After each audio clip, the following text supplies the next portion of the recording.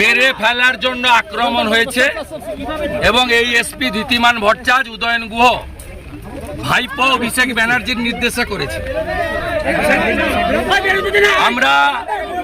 আমরা এর কাছে রিসিভ করিয়েছি বরেন বর্মন, নিখিল রঞ্জন দে এবং সুশীল বর্মনের উপর যে হামলা তার সিডিও জমা দিয়েছি আর রিসিভ করিয়েছি।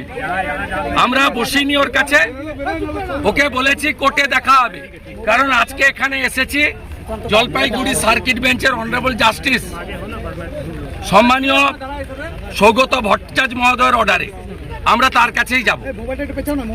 তার কাছে যাব, উনি বলছিলেন যে গাড়ি ভেঙেছে তাকে অ্যারেস্ট করা হয়ে গেছে।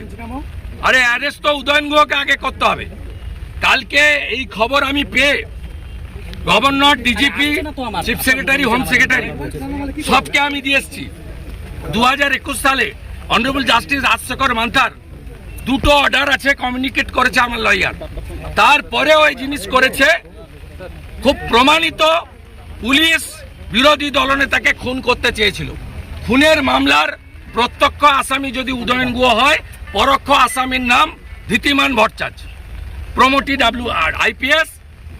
প্রত্যক্ষ খুনি যদি উদয়ন গুহ হয়, পরোক্ষ খুনি হচ্ছে ধৃতিমান ভট্টাচার্য। এই খুনির সঙ্গে ধৃতিমান ভট্টাচার্য এই খুনির সঙ্গে কোর্টেই দেখা হবে।